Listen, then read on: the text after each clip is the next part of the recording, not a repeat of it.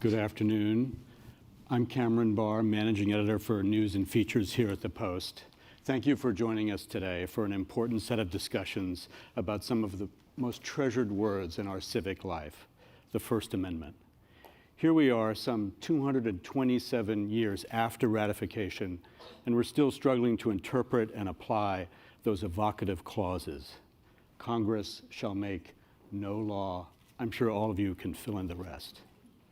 We celebrate free speech, even as we reckon with the discomforts and dangers that words sometimes inflict. Here at the Post, we understand that successfully navigating this tension is vital to protecting a vibrant free press. Just last week, I worked on a story about a hate crime, actually about the aftermath of some appalling graffiti spray painted at a high school, so we could decide just how much of the offensive language we should repeat in telling the story, in the text, in the photographs, in the video. Courts and commentators alike are grappling with critical questions. How do we determine the difference between artistic expression and a true threat? Where is the line between First Amendment protected journalism and the government's interest in defending its desire to keep some things, perhaps too many things, secret? And how can we maintain a free and open exchange of ideas online while also ensuring safety and security? Today, we are fortunate to be joined by some of the most powerful voices in this debate. We welcome Senator Ted Cruz to the Washington Post live stage this afternoon. In conversation with the Post's Tony Romm, Senator Cruz will talk about his charge that major social media platforms exhibit political bias by censoring conservative users and content. The Post's Wesley Lowery will sit down with Michael Render, the Grammy Award-winning rapper better known as Killer Mike, to talk about how we determine what is and what isn't protected artistic expression. And there is much more. We're very glad you've joined us. Before we begin, I want to thank the presenting sponsor of today's program, our partner, the Knight Foundation. So please join me in welcoming Sam Gill, Vice President of the Foundation, to the stage to give some opening remarks. Sam. Thank you very much, Cameron. Thank you very much to the Washington Post for convening this conversation, to the University of Virginia for supporting as well. Knight is delighted to be a part of this, and you're really in for a wonderful lineup today. Freedom of speech and the First Amendment in the Madisonian vein is a fundamental value of the modern Jonathan James L. Knight Foundation, a $2 billion endowment founded by the Knight brothers, which seeks to support more informed and engaged communities. It was a core issue for the Knight brothers themselves, who thought acutely about press freedom in running their newspaper company, which at its time was one of the largest. Jack Knight once said that, quote, "The truly distinguished newspapers in this country are those which have dared to face public wrath and displeasure." And he said that the Knight Newspaper Company has a, quote, "deep and abiding faith in our rich heritage of precious freedoms, which can be preserved only to the degree that the public is at all times fully informed of the forces which seek to destroy them." For the Knight brothers, the forces seeking to destroy our rich freedoms were the mores of society and the overreach of government. Those forces remain present today because open discourse and brutal facts are always a threat to incumbent power. But what's most exciting about today's proceedings is that they will also address a new set of threats to the freedom of speech and the freedom of expression that the Knights probably didn't think much about and that could not have occurred to our founders. Knight has surveyed high school students for over a decade and college students for the past few years for their views on free speech. The idea is to understand how rising generations understand these rights. You can find all the surveys at kf.org. By and large, a significant influence on their views on freedom of speech is the role of the internet. While today's young people believe in principle in the freedom of speech, they also have an acute understanding that the public square now exists primarily online. And it's not just a place where issues of public importance are discussed. It's a location where young people make friends, find and lose love, discuss the most intimate details of their lives, and form their identities. It's also where they shop, where they entertain themselves and just joke around. And then, of course, there is, too, public, civic, and social debate. This new digital reality has an impact. Our surveys have found that young people worry that anonymity in the internet risks the quality of discourse. They worry that expression is chilled by invective online. And they have strong views that hate speech should not be deserving of the same kinds of protection as other speech. So one of the big questions posed by digitization is whether it challenges a key warrant for the freedom of expression, namely that the marketplace of ideas should be as wide and as deep as possible. For young people, this simply is not an unalloyed good because of how they experience the digital public square. The second issue, of course, is that digitization means that a significant portion of important expression is happening on privately owned platforms. The First Amendment, of course, stipulates that it's Congress that shall make no law. Our civil liberties are about the protection of the individual from the reach of the government. So how should we regard the roles and responsibilities of what legal scholar Kate Klonick calls the, quote, new governors, the social media platforms like Facebook and Google? I sense that the answers will not be simple. Young people have shown consistently in our surveys that they want a public forum that balances the ability to express oneself openly with a real regard for the value of pluralism. That is, they want the forum to be open to everyone. And it's quite possible that they will accept limits to what can be said in the service of that value. And young people are going to make the rules in a world in which government and the citizen are not two or the only players in the matter. By rules, by norms, or by laws, the new balance of power around freedom of expression will be one that likely includes real circumscriptions on the new governors, on the commercial entities that have created and now operate the public square for the 21st century. What that balance will look like and whether it will be a bold new step for our republic or a retreat from the precious freedoms that make that republic great may well be up to the people in this room. It certainly is a moment in which ideas matter. A conversation like this is clearly an important place to continue the discussion, and we're very much counting on all of you. Thank you very much.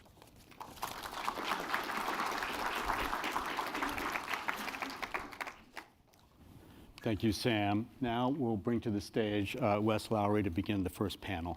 Thank you.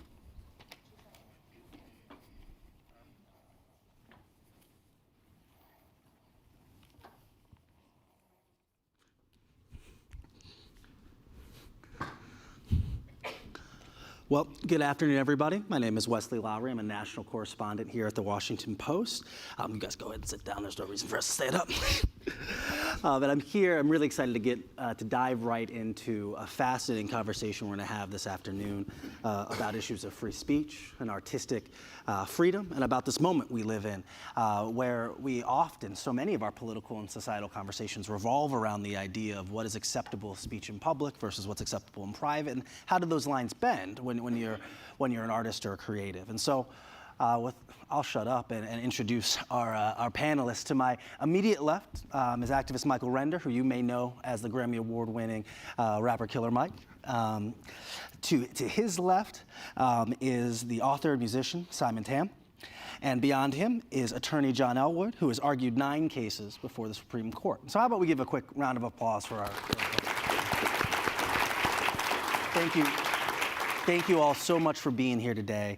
Before we get started, I want to remind everyone that you can tweet questions, because eventually I'll run out of good ones, and I would love to hear yours. And so if you want to use the hashtag #PostLive to tweet questions, and also make sure to live tweet out all the smart things that they say so we can trend and whatnot. But if you send your questions, I get them on this iPad in my hand, and I'll be happy to cede the floor to you all if you hear anything you like or want to hear more about. But I wanted to get started, Mike, talk a little bit about the case of Jamal Knox and this amicus brief you and several other prominent artists signed, Chance the Rapper, Meek, Yo Gotti. Luther Campbell is important. Yes. Very important to mention in that too. Certainly. And so for folks who may not know this case, Jamal is a Pennsylvania rapper, and they convicted him of making terroristic threats and witness intimidation after he wrote a song called "Fuck the Police." I don't know what my beeping and censor is here post live, but hopefully that's okay. And in it, the song was a homage to NWA's '88 song, obviously the same name, but also spoke to some of his own personal experiences. And they charged him and convicted him of a crime with this. You want to talk a little bit about how you got involved in the case, but also about some of the bigger thematic issues here? Eric Nielsen is a friend of mine, and he's a tireless advocate on the behalf of our First Amendment rights, and in particular in hip-hop. If a kid in hip-hop disses a politician or a policeman, it's taken a lot more seriously than if Johnny Cash sees a man and shoots a man in Reno just to watch him die. It's less scary. when it's an artist that looks like the majority, apparently. So Eric fights this all the time, and he fights on the behalf of people in my culture and hip hop. And he asked me to co-write with him. He asked other guys like Meek and Chance to get on board. And I went and sought out the only person that I'd honestly ever seen fight the federal government, go all the way to Supreme Court and win in terms of freedom of speech, and that was Luther Campbell, who after, Fuck the Police by NWA, which was a song that raised all type of ire, after that, he was charged in Broward County with, I think, obscenity or something, and he fought and won. So these things are still happening now. What we're finding is rappers who have name and prominence are less likely to be prosecuted for things they say. So if you get Killer Mike one half of Run the Jewels that says fuck the police, it's radically different than with a kid who's just doing it at home and loading it up on Facebook. Now what Jamal did was he did name 2 policemen in particular. And the policeman that he named, I think had in some way assaulted him or his friend to the point of injury. And essentially what I saw when I first read the case was that this is just a kid who was angry, who knew he couldn't shoot a cop, knew he couldn't fight a cop, knew he couldn't go stab a cop. Hell, how would he even find a cop? It's terribly difficult to even find out where a policeman is. And he's, because he had the courage to say, this is what I felt like doing. Like, I can feel like hitting my mom, but if I hit my mom would have beat the shit out of me. So he voiced his feelings. And because he voiced his feelings, he has been prosecuted and is now serving time in the United States Penitentiary. And the scary part about that is, to me, at what point do my feelings, are they not equal to the feelings of others or the feelings of the majority? And at what point do I get prosecuted just for feeling a way? And then having the courage to say that I feel this way. I could say, and a bunch of us have said, even to the people we love, I just want to kill you. Well, if we let freedom of speech go out the door with it hurts my feelings, I believe that we put ourselves in an environment where feeling something and saying it vocally, publicly, could potentially get any one of us put in prison. And what's really scary to me is that laws like this usually affect people who look like me first and worst. Well, and I want to drill into that a little bit, because you brought up the example earlier, Johnny Cash. I remember Ice-T making the example. Cop killer. Exactly, and he said, if you believe I'm a cop killer, you must think David Bowie's an astronaut, right? Yeah, the absolutely. Idea that clearly absolutely. the things I'm saying are not literal. Absolutely.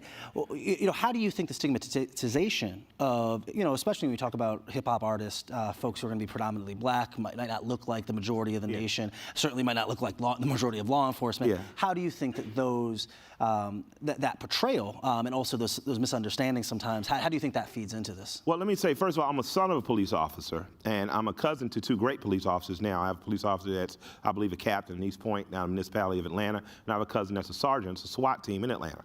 So I'm supportive of, and I'm also a member of PAL and about to be on the board of directors for Atlanta Police Athletic League. So I am not against police officers. I'm not against people who vote and vote for the people who govern them, having police officers in our community. What I am against is the police officers being an occupying force. And I've used songs like Don't Die, in which I took a scene out of The Professional and the real life of Fred Hampton, where Fred Hampton was assassinated in his apartment.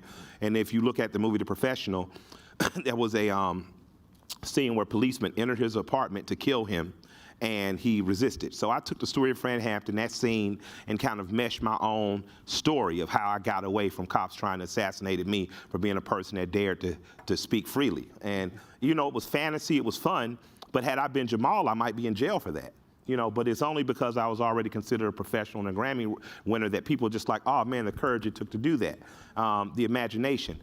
It's tricky for me because I understand the need for law enforcement. I have a personal preference of being policed by people who either look like me or people who are from communities like mine. I think that police are seen and have become an occupying force in minority communities because they're hiring people who look like the majority. They're hiring people who do not have exchange, dialogue, or experience with the people they're policing. And the police are being underserved in that many of them are rolling 1 patrolman to a car instead of 2. Many of them are being trained too quickly. It takes 19, it takes 6, it takes a year and a half to be a barber, about 6 months to be a cop. Should take a little longer to be a cop. You have to go through more protocol for engagement as a United States soldier occupying another land than you do as a police officer. And basically people in my community are tired of seeing police officers get away with what they believe is state-sanctioned murder. So beyond talking or beyond rapping or beyond artistically saying that, what I'm afraid is that we're setting up an environment in which not only the public still feels that they're in danger, and they really are, and I'm not just talking about the black public, just general public. I think that we're getting to the point where people are going to start pushing back. And that makes me afraid because, again, I have police officers in my family. I'm a supporter of good policing and good police officers, but I see that the most dangerous times in the communities now are when a young black boy, young black girl on the ground, and there are 3, 4 cops that don't look like them, manhandling them in a way they shouldn't. And my biggest fear is that in this country, what we're going to start seeing is bullets flying, not from policemen's guns only. So I think that in matters of freedom of speech, I think that artist freedom of speech should be protected. If you're not yelling fire in this room and causing people to get injured because they're running out, I believe, you should be able to say it. I believe what Noam Chomsky said was true, that, if you don't believe in freedom of speech for those you despise, then you don't believe in it truly. So, I think that we are allowing agents of the government to murder innocent Americans. And not always innocent, but murder Americans without due process. And I think that if that does not stop, you're going to see more pushing the lines artistically. And if that doesn't stop, then I think you're going to see violence. Certainly. Now, in this case, the Supreme Court declined to bring up the case, but I wanted to bring John in here because he's worked on a very similar case, and this was the one of Anthony Ellis, right? Can you talk a little bit about the contours of that case and how it kind of relates to the conversation we're having here and these issues of free speech and how it relates to artistry? Sure. Anthony Alonis was somebody who wrote, after his wife broke up with him, he took to Facebook and wrote in the style of rap lyrics, saying not very kind things about his wife, including describing killing her and things like that. It was, almost uniformly posted with little disclaimers saying, this is just me working things out. Don't take it seriously. But he was prosecuted successfully for making crimes. In that case, he was prosecuted under a theory where the prosecutor actually said in the closing statement, it doesn't matter what he thinks. What matters is what a reasonable person would think. And so we argued in that case that you have to show an intent to threaten, more or less, at least knowledge that the person who's reading it would feel that their safety was at jeopardy, and you did it anyway. My understanding of the Jamal Knox case, and believe it or not, I looked over my notes for argument, and I had Jamal's case in my own binder because I knew it was coming down the pike.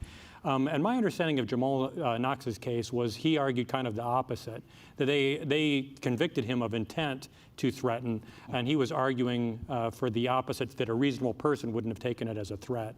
And I think that's one of the reasons why they perhaps didn't take his case, is it was a little unusual in that regard. But I also think there may be more to it in that, one of the things that came up a lot in my argument for Alonis was a different standard. We have negligence, which the Supreme Court has said negligence isn't a standard, but they haven't said what the standard is.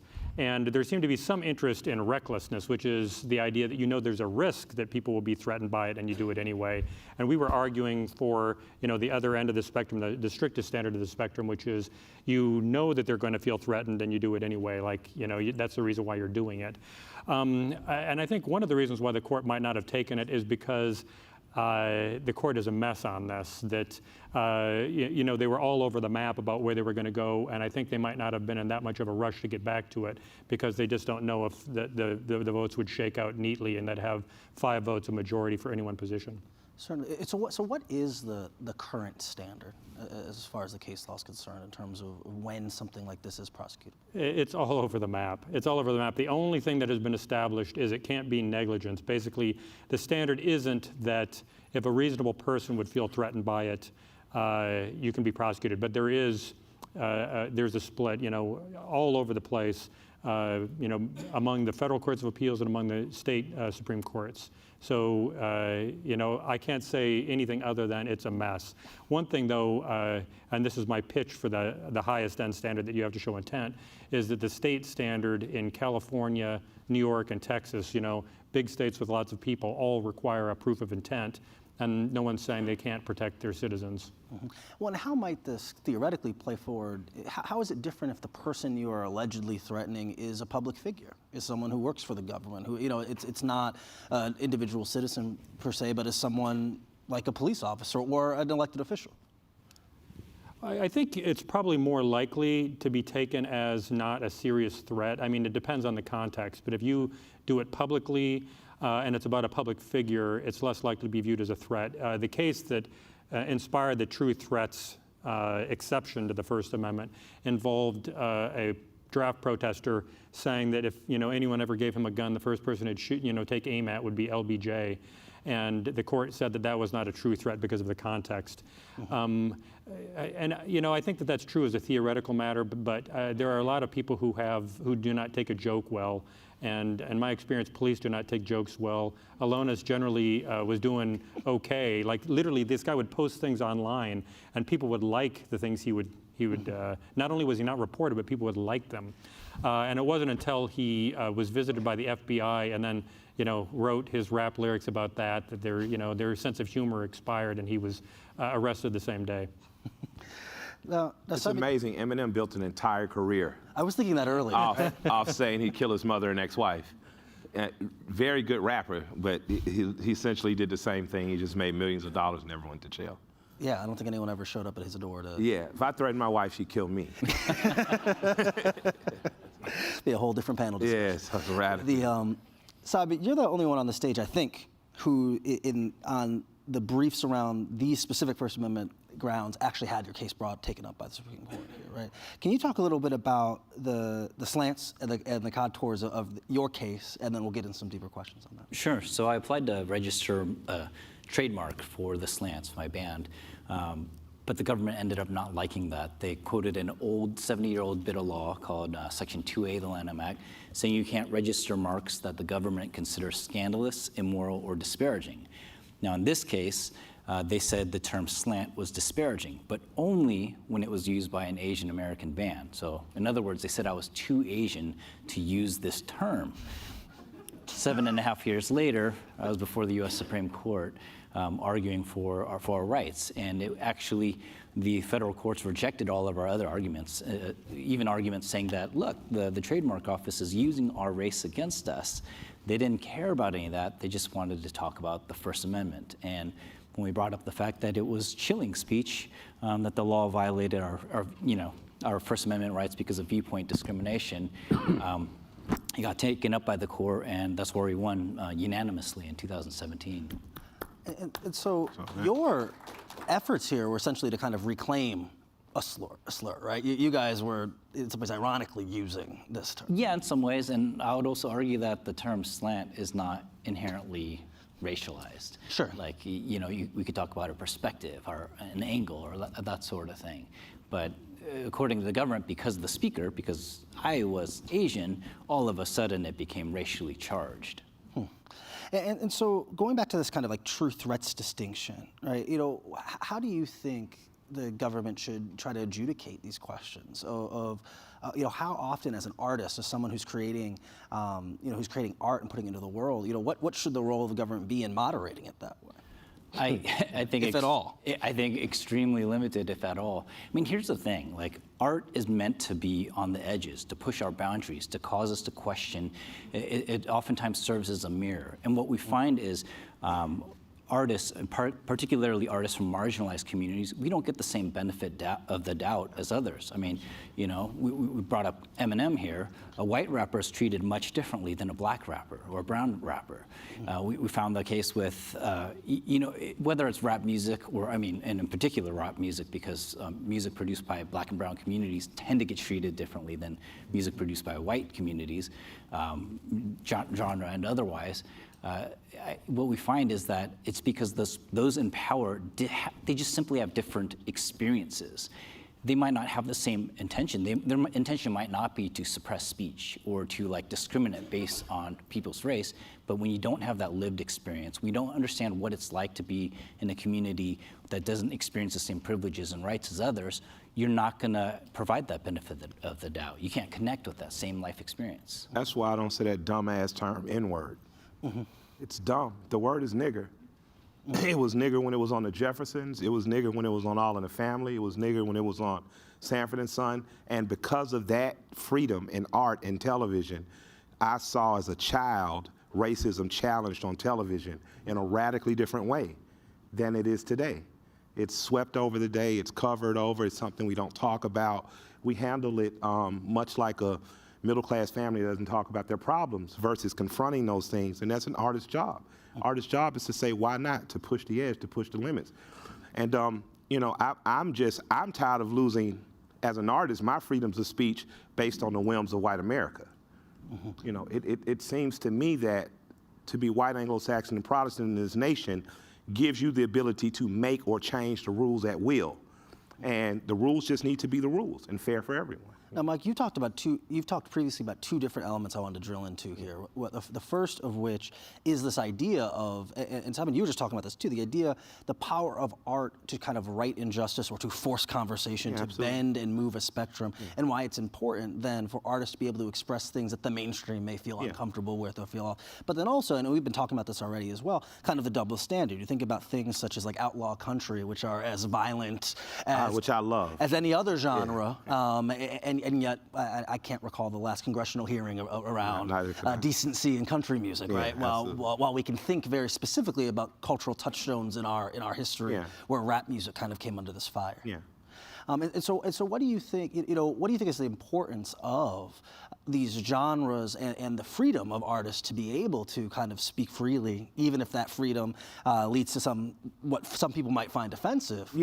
As it relates to kind of righting of injustices. I mean, well, everything in art is going to offend someone. I mean, you wouldn't have fig leaves over statues in the Louvre if someone at some point hadn't said, all those statues that were originally sculpted with penises all of a sudden need to be covered now because I am offended. For me, I think it's just important that as Americans, I can remember Miss Ellison, who I was definitely afraid of and didn't like as a teacher at first. She taught me to love our Bill of Rights and Constitution, because that was the first time I realized fair is fair and what's for everyone is for everyone in terms of rights and privileges. Well, we see that's not happening in the world. We know that not only poor people, not only black people, not only minorities, we know that exclusively rights get kind of given more or less. We know that if your cousin looks like Waylon Jennings or Willie Nelson or Johnny Cash or Chris Christopherson, he has a better chance of beating his case than if he looks like Snoop and Redman. We know that with national decriminalization of marijuana now, a lot of people are going to get credit for it, a lot of activists, a lot of workers, but I can show you a line that leads straight back to Cypress Hill, that leads straight back to Snoop Dogg, that leads straight back to people like Rick James. And if it's not duly acknowledged publicly, if the media isn't pushing the line of that narrative, if the media isn't giving us that freedom, if the media treats rappers differently than they do country artists, then you're going to see a galvanization of what the prejudices that we already see, where if you look like 1, 2, or 3, your case might be tried radically different than, say, if you look like John, who doesn't look like a rapper, but he's slick. John, where do you think, since you're on the hot seat now, right? Where do you think things sit in terms of freedom of expression? A lot of our political conversation sometimes paints these conversations as if it's in a crisis, right? Campus free speech issues or frustrations about a cancel culture or censorship. As someone who works kind of intimately in the law on these issues, where do you think things fit right now? I do think sometimes we all have a bias to think the thing in front of us is the worst it's ever been, and we can't imagine it ever being worse. But where do you sit as someone who's kind of engaged in the case law and knows what's coming down the docket? Well, as far as threats go, as I say, it's kind of a mess. And I think that there are two ways in which minority viewpoints are not given appropriate weight. Like, and one is that they are more likely to be viewed as a threat. And then secondly, and relatedly, they're more likely to think, so what if this speech is chilled? What's the value to it? And that's a question that I was actually given during the argument. Wow. And I mean, Elonis was as white, but I mean, they said, what's the value to this speech? And I had to try to tie it back to, more conventionally political speech of, the blood of, or what is it? The tree of liberty is occasionally needs to be watered with the blood of tyrants. And, abortion protester speech and things like that. I had in my back pocket, I had a few examples, because you try to wrap yourself around political speech because nobody cares about, if a few rappers are deterred. But, as a whole, I can't even get started on campus because I have a 17-year-old who's starting to interview now, and I kind of live in terror. It's all incognito to me. Now, what do you guys think about the difference, though, between the government suppressing speech and the conversations we now have about, people like to use any number of terms, right? Whether it be a cancel culture or the online mob, the sense that we do live in a time where a lot of people have the ability to weigh in immediately. If they don't like, they might be mad at Mike already about something he said, and he might have been canceled in the time we've been on this stage. Who knows? You know right? me.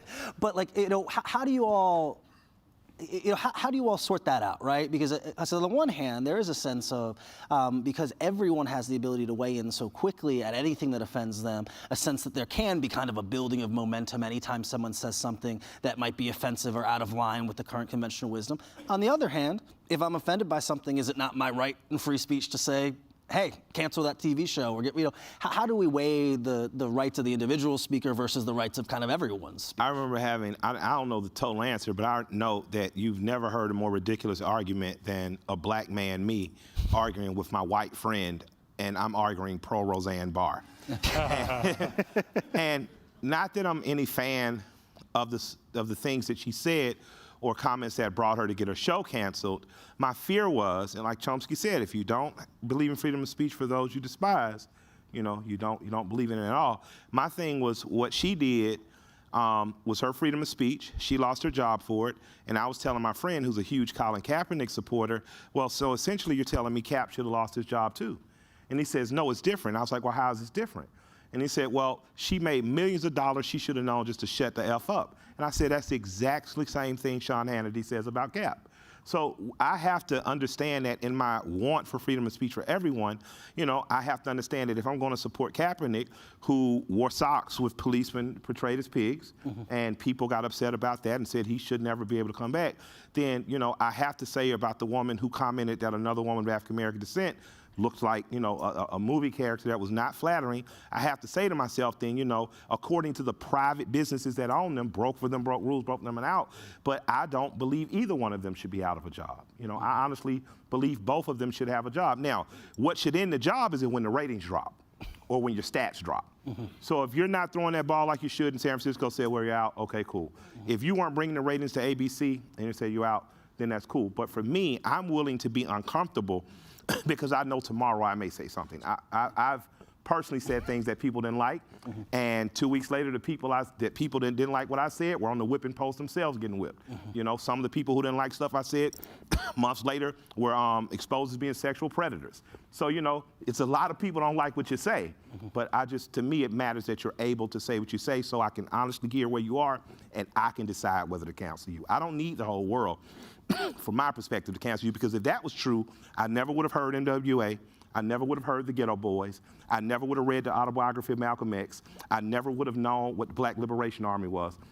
Half the things from my childhood that formed me into the man I was, I never would have been able to be exposed to, because those things would have been labeled everything from hate speech to black identity extremists.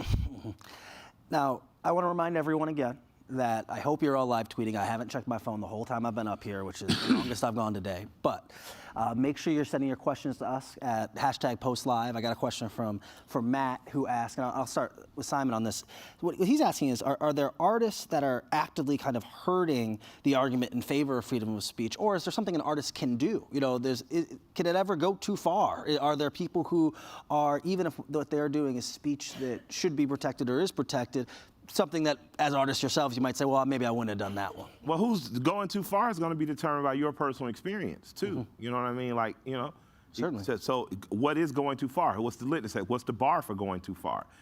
I believe as an artist, it's my job to challenge at every step of the way. I get in more arguments about my wife for hypotheticals than anything else. Like, why isn't polygamy legal? That's not, you can't really say that. That was the one you chose? Yeah, well, I had to take a shot at it. But, am I simply going to be persecuted by what I suggest? And since I've been a kid, my first grade teacher was like, if he felt it, he was going to say it. So I feel like the artists are not in charge of seeing the bar and stopping at it, or seeing the edge and stop it. We're in charge of jumping. So the other people know it's safe to jump, or not. But our job is to jump. It is to push the limits. I think it's also important to recognize that when it comes to freedom of expression, and when we're talking about the First Amendment, we're really talking about protection against government punishment, government backlash. Like, we're talking about protecting the sensibilities of the public, but we haven't really thought about this idea. What does it mean if the government says your work as an artist is hate speech? Absolutely. What does it mean when the government says you're racist? Like, they told me that, and the general public, that my Asian American band that does anti-racism work on behalf of the US government, by the way, was racist. There are unintended consequences, and yes, the Supreme Court resolved it in my favor, but there were many years where it affected my art, it affected my livelihood. I had to walk away from being a full-time musician to fight the government to tell them that they were wrong. Like, there's all these other kinds of things that I think ought to be considered. Now, in terms of like artists and that kind of fine line, I think it is a very subjective thing in nature, and that's why I do believe in the marketplace of ideas, because, you know, to some people, some words might be, you know, racial slurs. They might be extremely offensive. But for other people, especially those people in those communities, those could be very powerful forms of expression and self-empowerment. And my argument is, like, there would be no such thing as a racial slur if we didn't live in a racist society. Deal with the culture, not the symptoms of a racist society. Deal with those root problems first. Absolutely. Now, Mike, I want to get back, jumping off of that, I want to get back to something you were talking about earlier, right? Where you were saying, right, you're fine if the ratings drop, all right, cancel the show, right? Yeah. And drawing a distinction between people kind of talking with their pocketbooks and what they want, what they don't, versus the sense of someone's trending on Twitter because they said something rude, and now the show gets canceled. Yeah.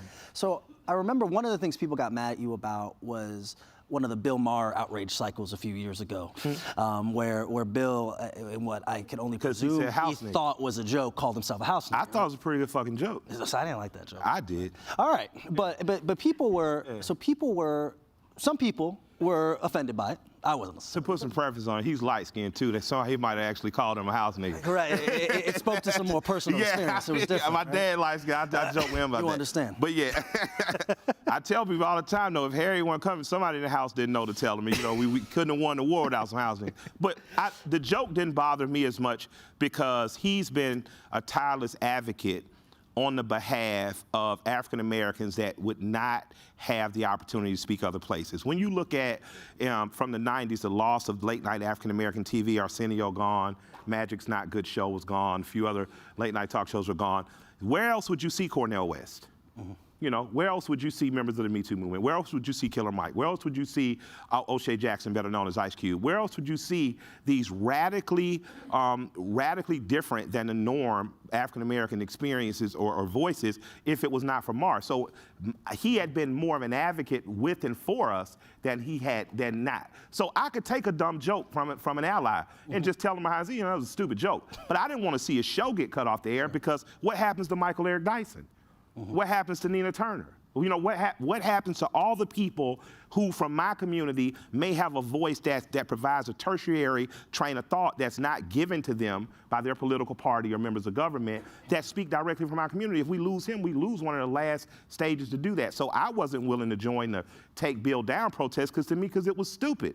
If it was just a bad joke, it was just a bad joke. You know what I mean? But I think that we've now come to a point where there's a political meme, I think it's called savage memes or ugly memes on IG. It may be called Made by Jim Bob or something. But people got angry with me because I complimented one of his memes. It was funny to me.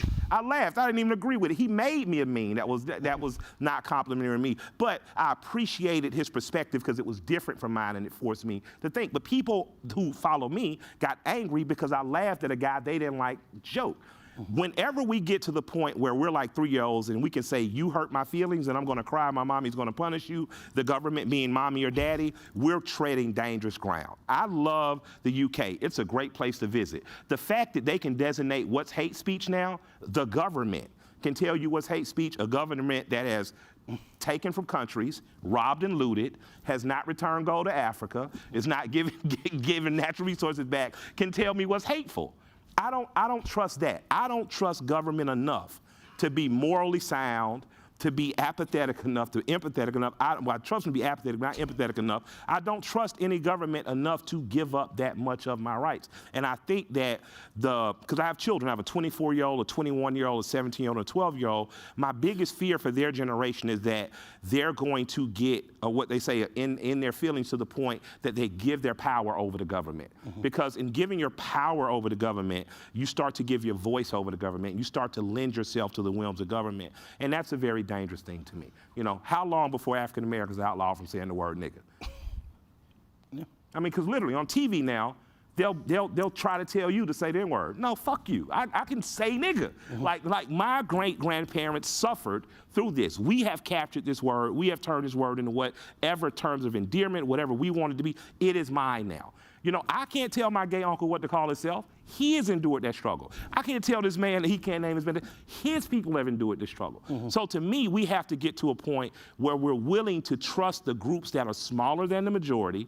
We're willing to trust individual freedoms over the rule of government, and which we can, and also listen to people cry and moan and bitch and complain, and not go create a new law about it tomorrow.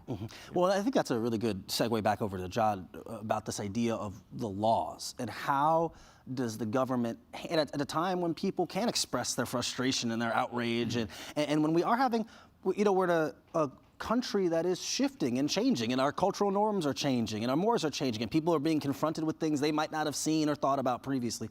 How does the government interact with that, right? How does the government regulate obscenity to the extent it can, or should it? But beyond that, how does it do so in a way that doesn't, as we said, allow the government to decide what's hate speech and what's not? Because some of us maybe are a little skeptical of the government's character on that. I think this is a point that Simon might have made. I mean, minimally. I view it as really performing a minimal role because you know, state compulsion is a kind of a terrible thing to put in, and particularly for something like free speech. And I think, especially at this point, where you know, basically the government has virtually a perfect way of figuring out from your phone, this is my phone gesture, that you know exactly whether you had the wrong mens rea. I mean, I don't think there's any reason why you can't limit threats, at least, to actual intent to put someone in fear, because you can find everything on the phone. I mean, you can prove up exactly what was going through their head. You can probably find some text like 30 seconds beforehand saying, watch this, you know, that there's no reason why you can't make as free of a marketplace as possible for speech. Of course. With that, I think we're going to wrap up and hand off to our next panel. But can you guys do me a favor and give me a quick round of applause for this excellent conversation? And we're good to go. Thank you, guys. Hey everyone, I'm Sarah Ellison. I'm a reporter here at The Washington Post. I'm joined by my colleagues, Deputy Investigations Editor Dave Fallis on the far left, or your far right. Then a member of The Washington Post's legal team, Kalea Clark. I guess you're the Deputy General Counsel.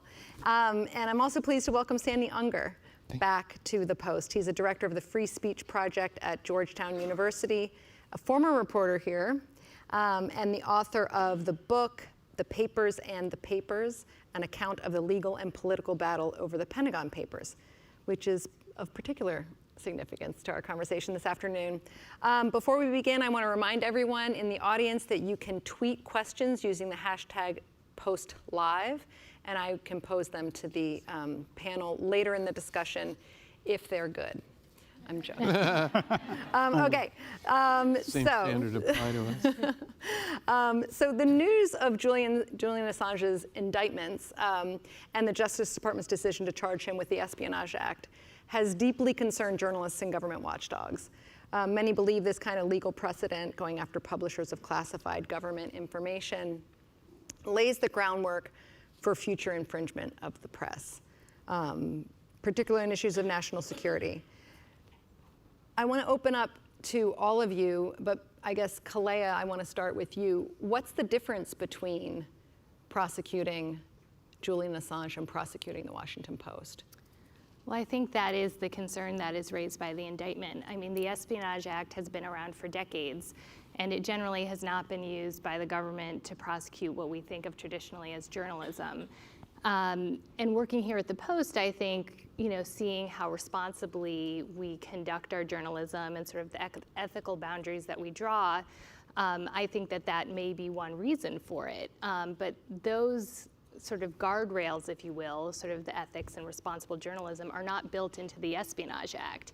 And so at this point, I think it remains to be seen whether there is a meaningful distinction in terms of what the government has alleged in the Assange indictment and what our investigative journalists do every day.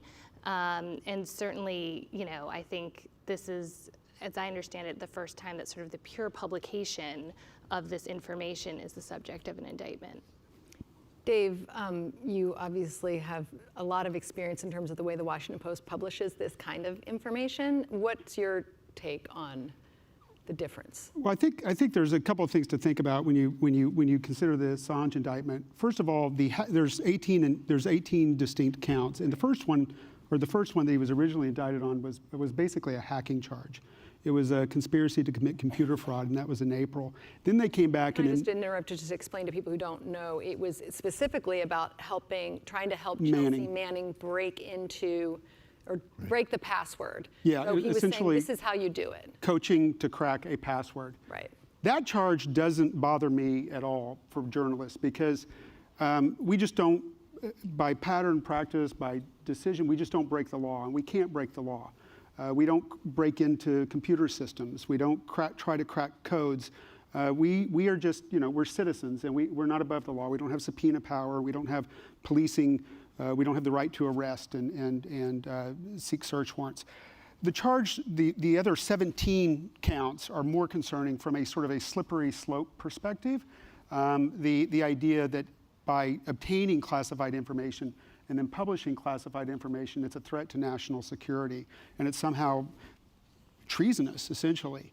And I think that as I sit here today, knowing the kinds of safeguards that we have built into our editorial and our legal process at the Post, I'm not super concerned about it, but I am concerned about it from a broad sort of framing perspective, because as journalists, I mean, we're just citizens, and the same fundamental protections that Assange has through the First Amendment are the very same things that protect us as journalists. I mean, we're not credentialed, we're not licensed, we don't have bar exams, we don't have med boards that can pull our license if we misbehave.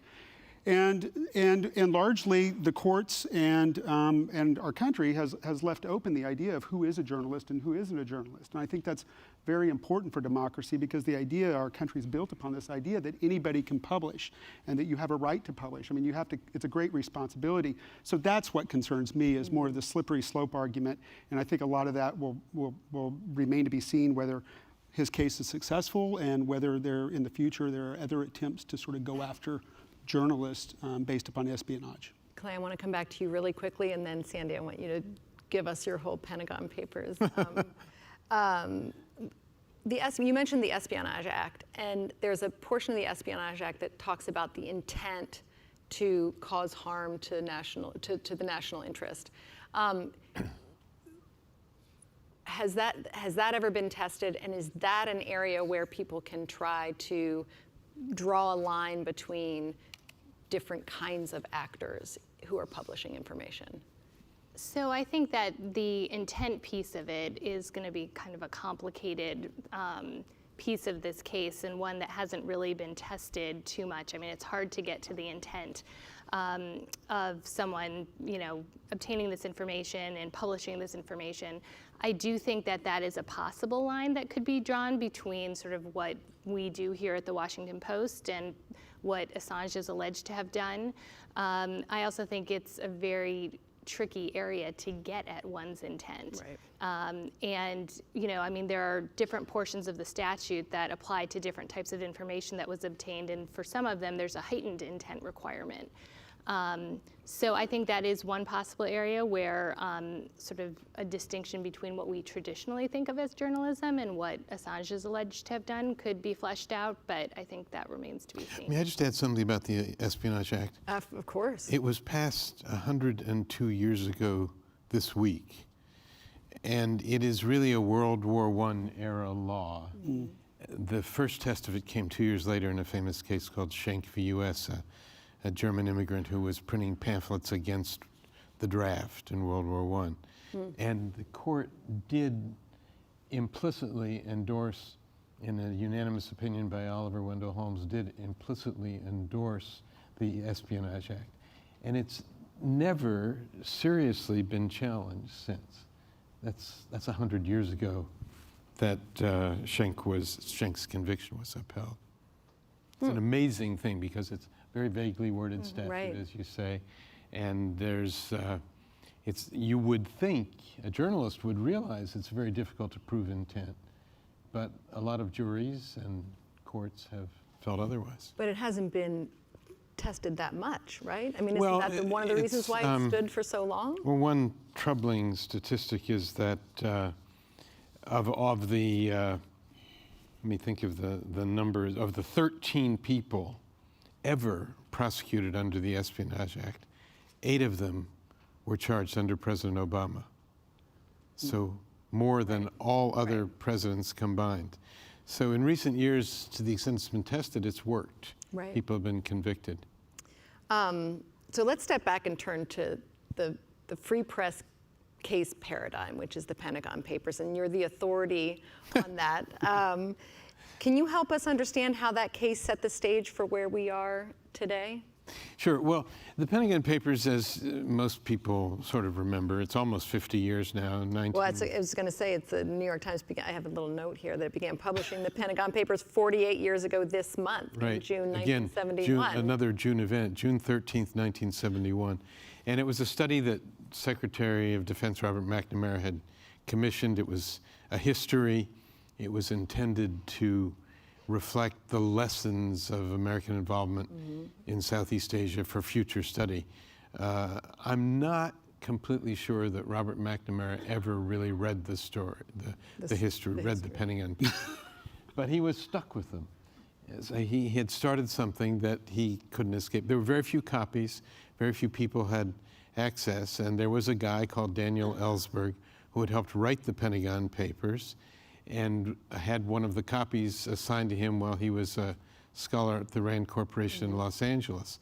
And anybody who has seen the movie The Post. Right, I was going to say, this is like the Cliff Notes version, see The Post, and Right. some of these things.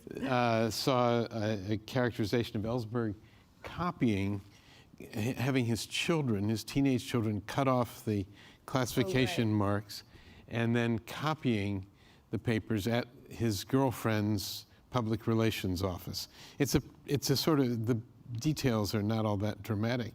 And it took him, well, it took actually quite a while for him to persuade anybody to read it even.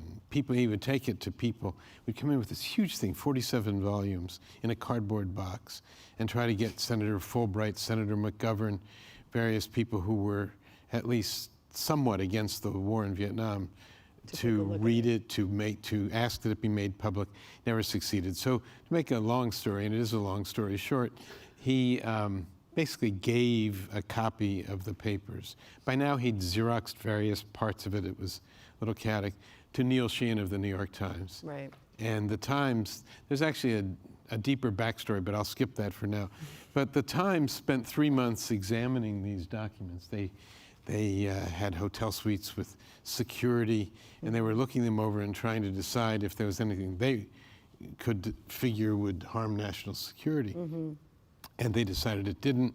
June 13th, they began publishing the documents, and within a couple days, Henry Kissinger had persuaded Richard Nixon and his Attorney General John Mitchell that they should go after, try to prevent publication, not prosecute, not bring criminal charges. Thankfully, although before it happened. But to have a prior restraint Right. from a continuation of the publication. That was a pretty serious thing, and ultimately they failed. But the remarkable thing was that Erwin Griswold, who was Solicitor General of the United States at the time and argued not only at the Supreme Court, but also the Post case at the U.S. Court of Appeals here, asked the Pentagon, tell me the 10 or 12 things that are really dangerous about the Pentagon Papers, that are really compromising. They couldn't convince him that there were any. And this distinguished legal scholar, former law school dean, is up at the Supreme Court trying to persuade the justices that this was going to do grave harm to the national security when he himself did not believe it. You said that you had come up with similarities and differences between Daniel Ellsberg and Julian Assange. Yes, well, I think that's such an interesting thing to pose. There's been a lot of attention to that these days. Well, first of all, at the beginning, Ellsberg was not so favorably viewed by the public and certainly not by his colleagues and former colleagues in government. But the key thing is that Daniel Ellsberg never claimed to be a journalist, never purported to be. He was a, I don't know that the term existed at the time, but he was a whistleblower. Right. And he now regards himself, now almost 90, regards himself as an early whistleblower. Julian Assange purports to be a journalist. I think that, as my colleagues here have said, we don't really know what Julian Assange is. No, and by the way, I think most journalists are very uncomfortable with Julian Assange being called a journalist. They don't like him. He's sort of been unpopular. He's been obnoxious. Well, it's an interesting question about whether you like someone or not. I mean, Right. I've heard people talk, which is sort of irrelevant for course it is. questions of principle in the law, but it does make it seem easy. It makes it easier for there not to be a lot of popular support for someone. And it makes it hard to accept him as a poster child for these really profound issues that are up for grabs. Although we've talked a little bit outside about how, that we don't always get the best examples to try to decide these cases on. No, that's the right. People versus Larry Flint, it was not the highest That's right. minded content that was being protected, but that's the whole thing about what the First Amendment But we're stuck with Assange. I mean, whether we like him or not, he's not a publisher.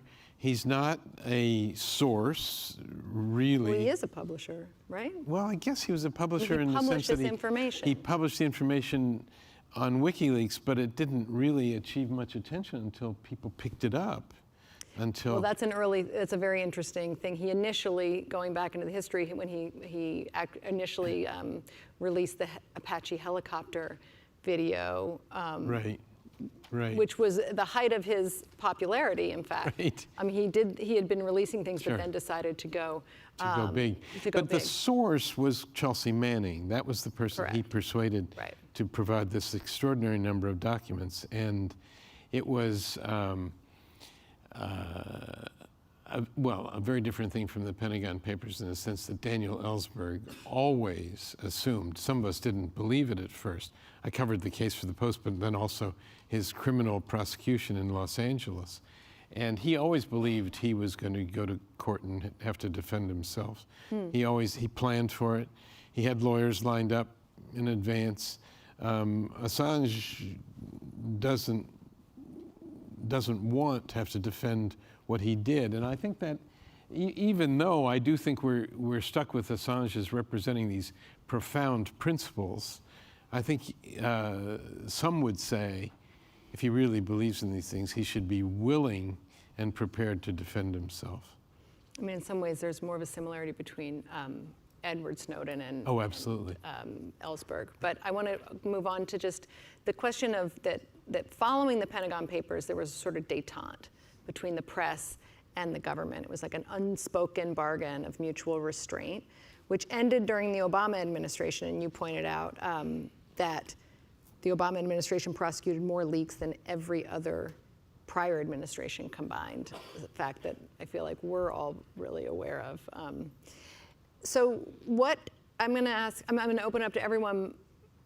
I want to go to Kalea first, though. What accounts for that shift in the dynamic? Do you have any thoughts about it? Starting with the Obama administration? Yeah, why was that the administration where things changed? Or what, I mean, and it might not have anything to do with the administration in particular, but what changed? I mean, I really don't know the answer to that. Sure. But I mean, one thing is I think that the nature of journalism has changed so much. There are so many more leaks. There is so much more content being put out every day. And that may just increase the pressure to try to clamp down on those leaks. The Obama administration did seem to draw a line at prosecuting the sources, and as I understand it, looked into Assange and sort of did not, take the additional steps that the Trump administration has, and looked for conduct in terms of whether Assange was aiding and abetting his source in sort of leaking this information. But it certainly has changed the climate, both legally and sort of in the newsroom, in terms of how you treat your sources, how you protect them.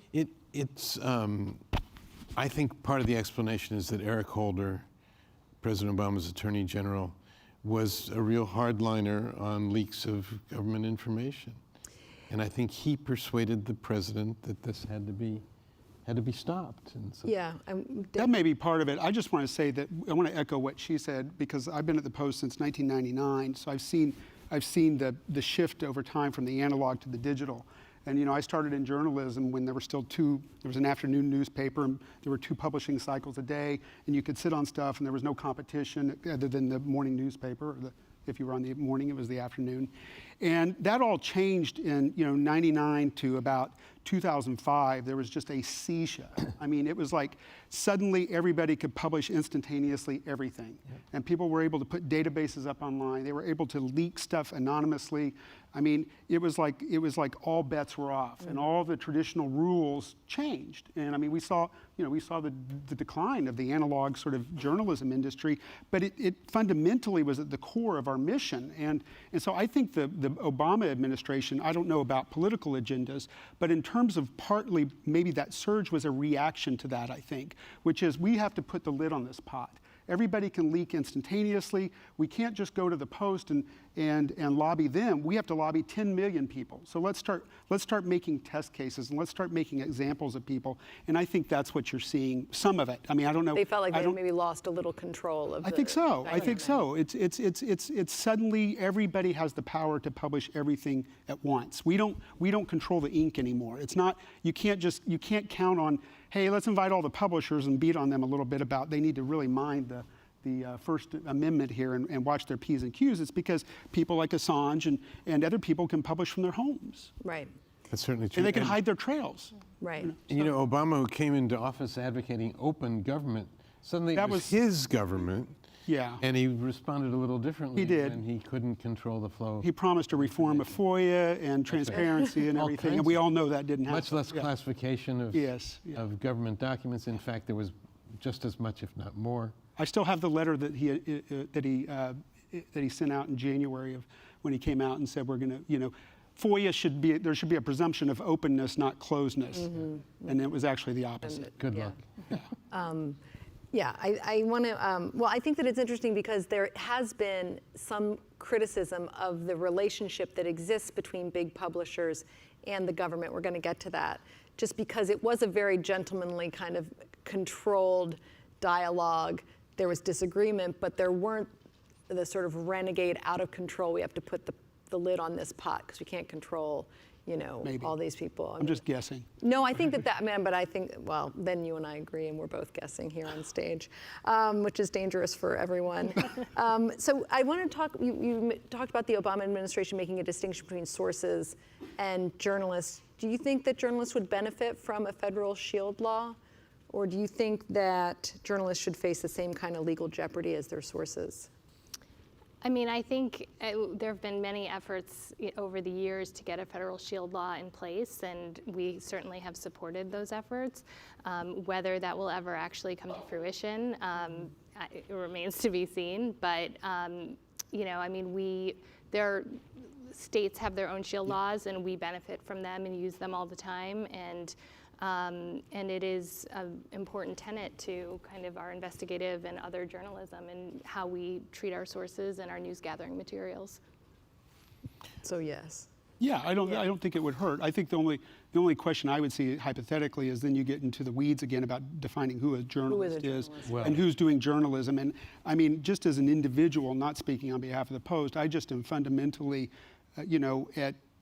I have a little bit of discomfort of turning us into like a credentialed, card-carrying, elite sort of organization. I mean, the early journalism was founded on broadsides that, the headline was important if true. Well, and so I think that's fundamental to our democracy, that everybody can publish. I think David raises a good point, because a shield law would inevitably raise the question, who's who a gets journalist? included? Whose sources are protected? Who gets protected? And I don't think any of us want a federal body definition defining what that means. Defining who's a journalist, and especially not right now. Right. Well, we probably would have to ask Facebook first if you're really trying to figure it out. Joke. Okay, so I want to get to some Instagram specific. Yeah, it didn't go over that well. I want to go to some specific cases because the Post has obviously dealt with some very sensitive government national security information and made a lot of choices around what to publish and how. And so we're going to go to first, and everyone can listen along, and because I'm going to ask you all to sort of weigh in on this. But in 2005, the Washington Post journalist Dana Priest wrote about the CIA's use of covert black sites in several countries that were used to interrogate terror suspects.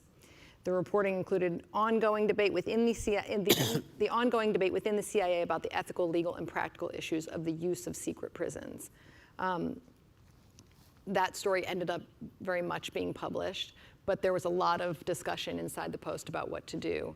And I would just want to read a little bit, and we're going to put up on a screen what Len Downey ended up saying about this. Yeah, I'm going to just skip to that, excuse me. So the Post editors agreed to meet with the directors of national intelligence and the CIA, and then later the Bush and Vice President Dick Cheney to listen to their concerns. As executive editor, I decided to publish the secret prison story, but without the names of the Eastern European countries where they were located. Because, as the story stated, this disclosure might disrupt counterterrorism efforts in those countries and elsewhere, and could make them targets of terrorist retaliation. So throughout her reporting, Dana kept her editors informed about the government's concerns about the publication of this material. And I think inside the Post, what Len Downey has said is that the discussion centered on whether the damage seemed real and whether it outweighed the public's interest in learning about those specific details. Dave, I just want to ask your sort of take on, I know you weren't in the room when those decisions were being made, but just you remember the story and the kinds of, I mean, it would be nice, I think, to open up to people a little bit like what is the discussion when a story like that is under consideration? Yeah, first of all, I didn't edit that story, and I was at the Post at the time, obviously, and I know Dana, and I've worked with her closely, and she's an excellent reporter. I mean, I think that story and that particular example, and there's a couple of others, Top Secret America, and then the Snowden stuff more recently, all three of those involved matters of national security. They were all of this, the last 10 to 15 years. They involved three different executive editors, Len Downey, Marcus Broccoli, and Marty Barron. And I think in all three of those cases, this is a great example, is it shows the kind of prudence and care and consideration we give to these matters. I mean, the biggest problem I face in investigative reporting is, or not problem, the biggest challenge is I don't know what I don't know, and my reporters don't know what I don't know, and I think I stole that quote from Bob Woodward. But but that's true, and so we don't just take material, and in this particular case, as Len said in this piece that he wrote for the Post, they're conferring in real time with the directors of national intelligence and the CIA and the White House. Tell us about this material. Let's vet this. Let's hear your concerns. Let's figure this out. And as he said, he ultimately made a decision that he felt came down that sort of, maybe it was Solomon's baby, right? It was like, on one hand, here's the public interest, but on the other hand, we don't want to overstep our bounds. I mean, as a journalist, I don't want to get people killed. I don't want to send I don't want to create problems. I want to spur discussion. But I think that, the way I think about stories, and this just isn't just true for national security, although perhaps they get more attention, but I think about all of the reporting that we do the same way, whether it's a story about a police shooting or whether it's a feature. I mean, you want the stakeholders, the people that you're writing about, the subjects of those stories, it's the no surprises rule. They shouldn't pick up the Washington Post and look on the front page and suddenly realize that the Post has been working on an investigation for 2 years and they're in the middle of it. I mean, that's a journalistic failure. I mean, journalism should be a cycle of communication, right? I mean, I know that we see a lot of the gotcha type stuff on TV where people jam mics into people's faces. That isn't conducive to getting at the truth. And that's not conducive to getting people to actually cooperate with you and tell you why we shouldn't publish this entire document and the damage. And so you want to have a dialogue. And I think that example speaks to the kind of care that the newsroom exercises. And ultimately, it's our decision. The government didn't tell us to do that. Lynn made the decision. One traditional factor is this question of how do you establish what harm might result from publishing theoretical unauthorized secret information. And the classic story is that JFK persuaded the New York Times, Clifton Daniel, then the editor of the New York Times, in 1961, not to reveal that there were Cuban exiles training to invade Cuba, the Bay of Pigs invasion. Yep. And so the New York Times knew it but didn't publish it. And then when that turned out to be a disaster, the Bay of Pigs invasion, I mean, total disaster with deaths on the part of the invading force and all that, President Kennedy said he wished they had published it. Right. I mean, it's hard to know. Now these are simpler times in some ways. You know, there was no internet. There were no, Much simpler. It was much more difficult. But you know, it goes back World War II. The Chicago Tribune found out that the United States had cracked the Japanese code. Oh, at the Enigma. time of the Battle of Midway, and it published the story, and the Japanese never noticed. Now, that would not happen. That might be worse, actually. That would not happen Nobody today. knows you, yeah. But it's so much more complex now, but I think it is a delicate, I mean, it's not a comfortable thing. There's no rule book for it. It's case by case. It's real time. It changes. You know, that's why it's very conducive sometimes. I mean, look, it's very competitive, so you can't always show your hand, but it's very conducive if you're doing an investigation to engage earlier than later, because you just don't know with the subjects or somebody gives you a trove of documents, you have to interrogate the material. We're driving toward a story. We don't publish just to be provocative. I mean, our stories might be provocative, but we're doing it because we think that there's a public interest, or at least I do, and that's what drives me. Dave, I want to just come back to you because you mentioned a case earlier where you were working on something about the shootings, and you went back and called every single. Do you want to talk about that? Sure. Or not? Okay. Kalea, do you want to talk about that? Did you make him do that? Well, it was at their suggestion, and it was a great suggestion. And you know, we've documented police shootings now for 4 years, 5 years, 4 years. 5? I'm losing track. But in 2015, or in 2016, the second year of the project, we said, let's name every officer involved. And so as you can imagine, if there's 1,000 shootings a year, you can extrapolate the number of officers. And initially I thought, well, because the entire project was built upon other media sources. Every day, two of our excellent researchers, Julie and Jennifer, go in and they pull out the names out of the media accounts and we put them into a database.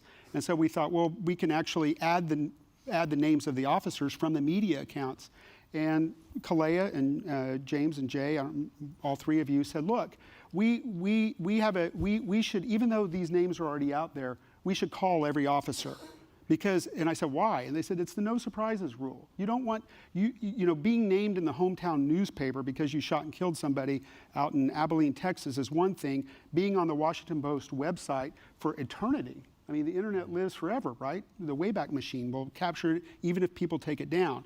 And that was a smart call. And we did. We called, we attempted to talk to every single officer. I want to say 2 of them spoke to us or something that year.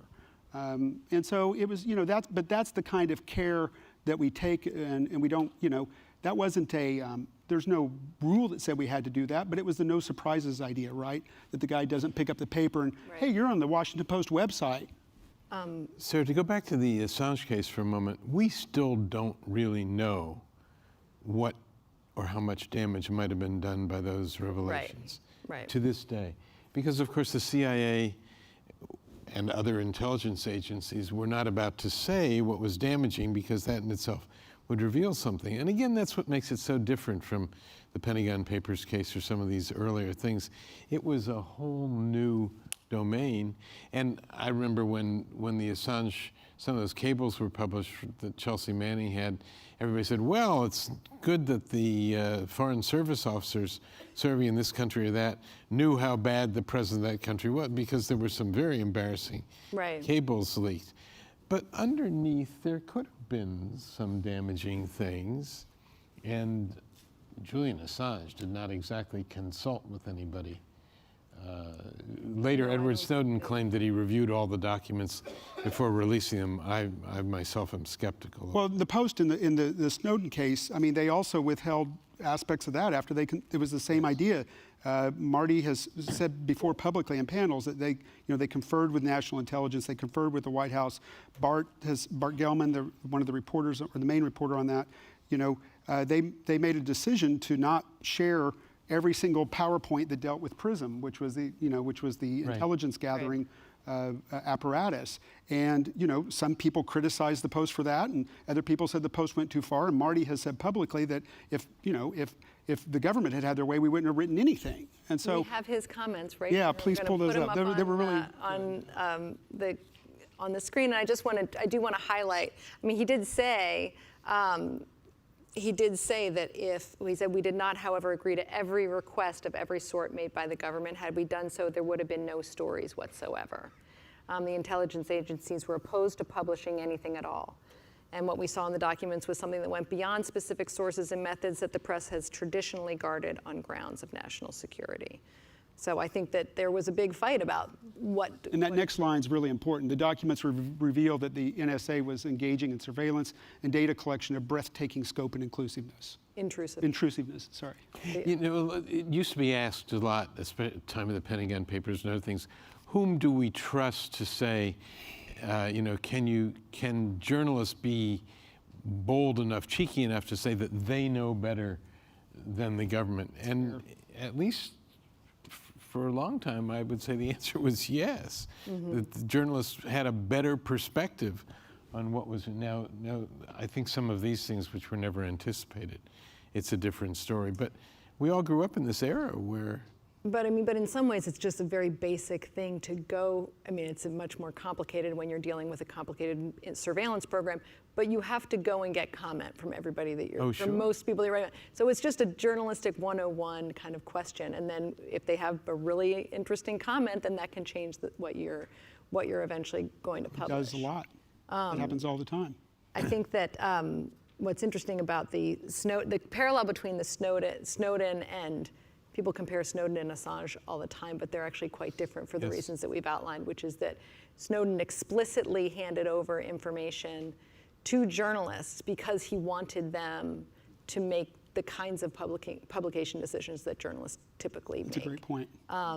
So I think that that's in some ways the opposite of what Assange did, and he stepped right into that. To that point. Calais, I don't want to finish on you, but I just want to give you the opportunity to talk a little bit about if these kinds of cases change the way you think about legal issues that come to you at the Washington Post. I think sort of what we've been talking about, sort of what we do ethically as responsible journalists, that distinction between what we do at the Washington Post and what Assange is alleged to have done is an ethical distinction and not a legal one. And it's not built into the Espionage Act. And also the Espionage Act does not its applicability does not turn on whether someone is a journalist or not. And so I think getting back to your first question, that is why this indictment raises questions about its applicability and whether it would be used, the Espionage Act would be used against sort of traditional news organizations like the Washington Post. In terms of what we do in legal day-to-day, certainly this is in the backdrop and something that we keep in mind. For better or worse, we're not dealing with classified information every single day, and I think having a newsroom that has such a strong editorial structure and that we rely upon to make so many decisions in the course of reporting, and things come to legal when they've reached a certain point. And so day to day, I don't think that this impacts what we do because we continue to act as responsible journalists and try to make these decisions as best as we can. That isn't to say that there may not be another WikiLeaks dump or something along those lines that will sort of sharpen these issues and force us to really reckon with them. And obviously, as the Assange indictment plays out, if it does, that will obviously inform sort of the contours of the Espionage Act as applied to these types of circumstances. But certainly the facts alleged in the indictment they are very similar to typical investigative journalism activities. And so that is something we certainly need to think about. But I think we have such strong practices in place that I think at this point we feel pretty confident in terms of what we're doing.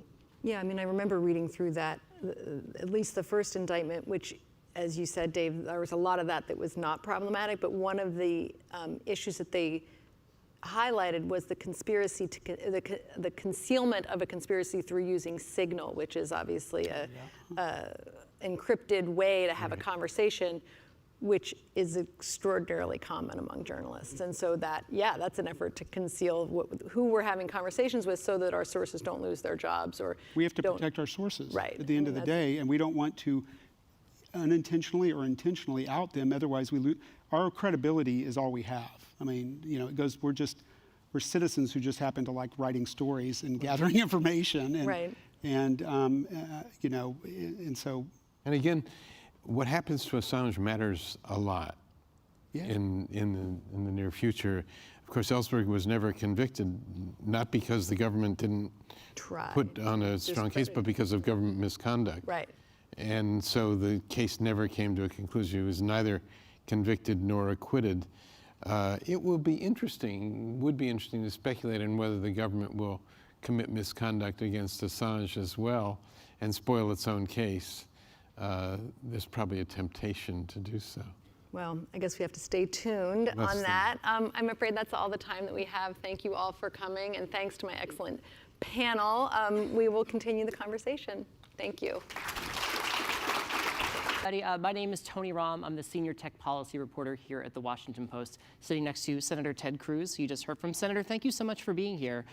Tony, thank you for having me. Yeah, and thanks to all of you for being here as well. Just a reminder before we get going that I do have this lovely iPad up here so I can take your questions for those who aren't and are in the audience just by tweeting us at #PostLive. But Senator, thanks again. So let's just dig right into it. The clip that we just heard was from a hearing that you convened just a few weeks ago talking about this issue of conservative bias in social media. So why don't you just start by walking us through why you had the hearing and what the concern might be? Well, sure. A couple months ago, I chaired a hearing. I chaired the Constitution Subcommittee, the Senate Judiciary Committee, and then the topic of the hearing was political censorship and bias in social media.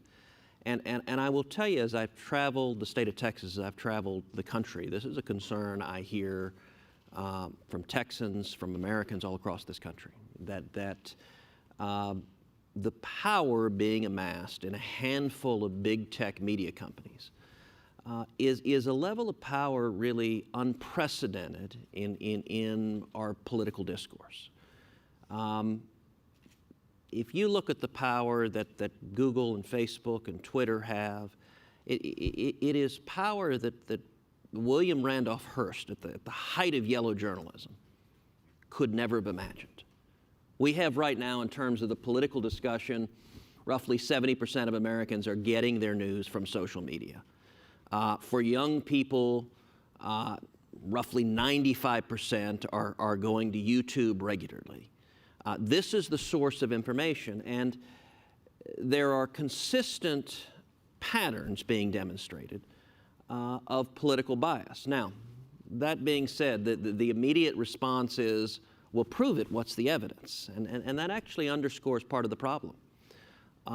There's no transparency whatsoever in terms of the extent of the bias or lack thereof. So at the hearing, for example, we talked about lots of different specific anecdotes. We talked about, for example, I asked Twitter's representative if Twitter considered Mother Teresa to be hate speech. And I put up a tweet that the Susan B. Anthony list had sent out that had a picture of Mother Teresa and a quote from Mother Teresa where she said that abortion is profoundly anti-women. And Twitter initially blocked that tweet. They ultimately allowed it to go, but they initially blocked it. And I asked the Twitter representative, is this hate speech? I couldn't get a straight answer. They couldn't answer that definitively. And we've seen instances, for example, Martha Blackburn, when she announced her campaign for Senate. Now, she's a sitting member of Congress.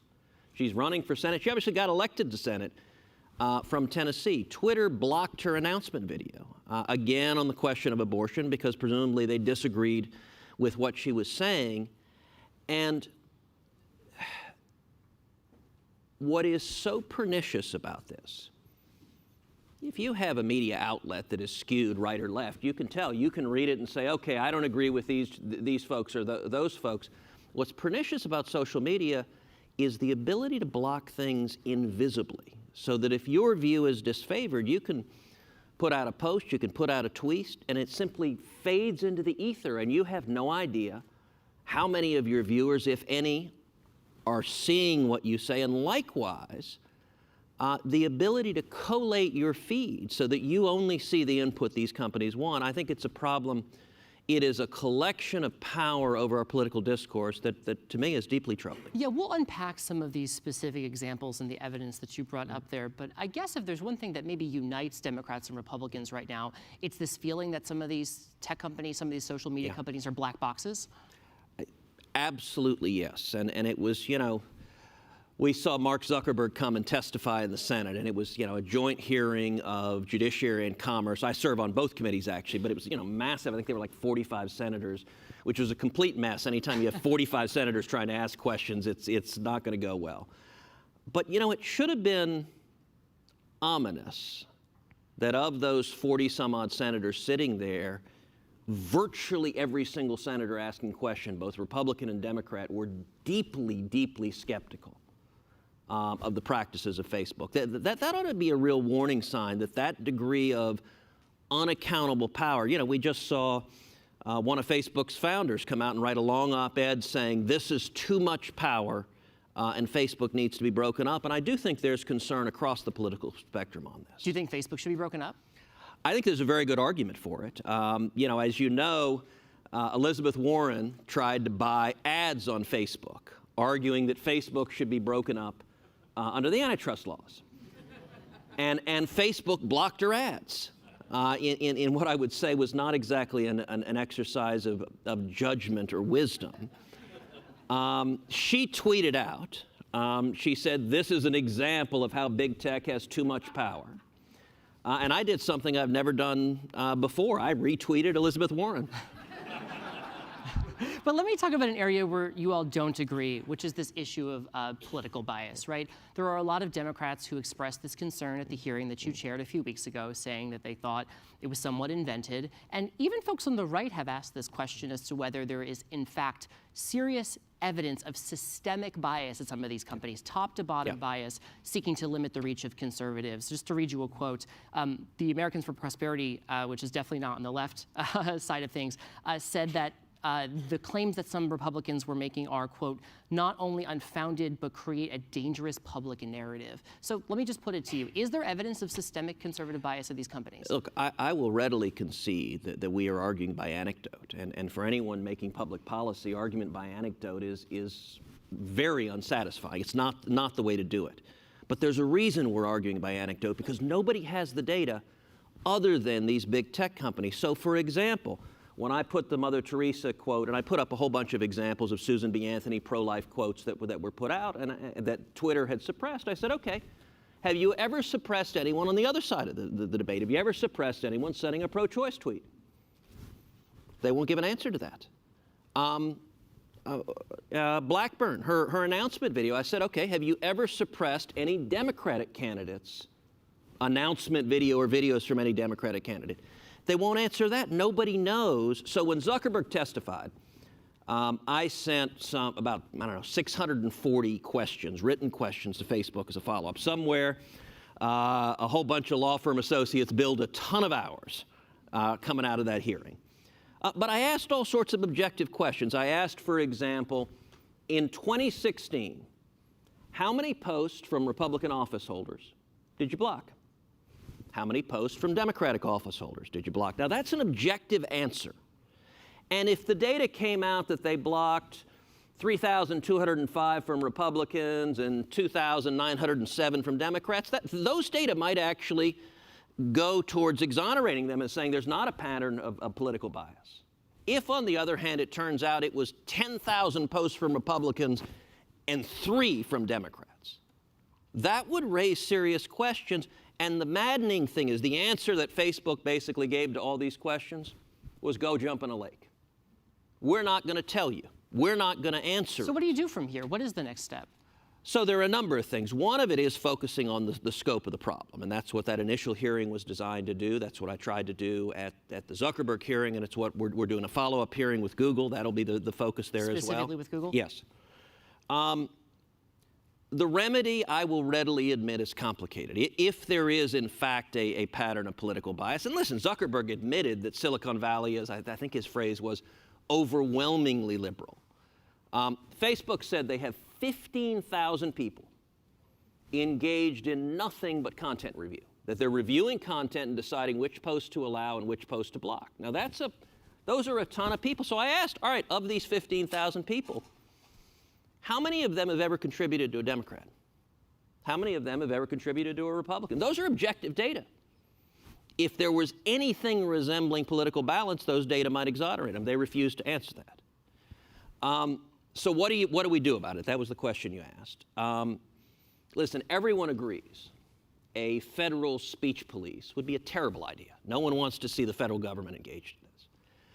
But there are at least 3 potential remedies that I think we should think about. The first concerns Section 230 of the Communications Decency Act. Under Section 230, big tech companies have a special immunity from liability that nobody else gets. The Washington Post, if the Washington Post libels someone, the Washington Post can be sued. Big tech companies have an immunity from liability from that same lawsuit that the Washington Post would face. And the reason for that, the predicate, the reason Congress gave that immunity, is because these were supposed to be neutral public fora. The reasoning was, look, if these are the posts of third parties, it's not fair to sue the social media company for what third parties are saying. Well, what Facebook and Google and Twitter have made very explicit is that they don't intend to be neutral public fora. They are putting their thumb on the scale. They're not being neutral. The CEO of Twitter has said that publicly, that they don't want to be neutral. We saw just recently, for example, YouTube demonetizing conservative comedian Steven Crowder. They said he didn't violate their policies, but they were going to demonetize him anyway. It strikes me that if they're going to be partisan gatekeepers, that there's no reason that the big tech media companies should have a special immunity from liability. Nobody else does. Well, let me just stop you there for a second, Sure. since you brought up Steven Crowder, because that's been in the news quite a lot recently. So you don't think that YouTube should have taken action against Crowder? Absolutely not. I mean, just to give folks here a sense as to what had happened with Crowder, Crowder was a comedian and also a conservative pundit.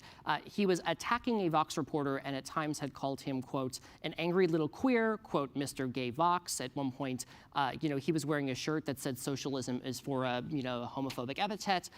You think that should have been allowed to stay on YouTube? Look, insults are included in free speech. And if someone doesn't like what someone is saying, the response is respond to them and push back.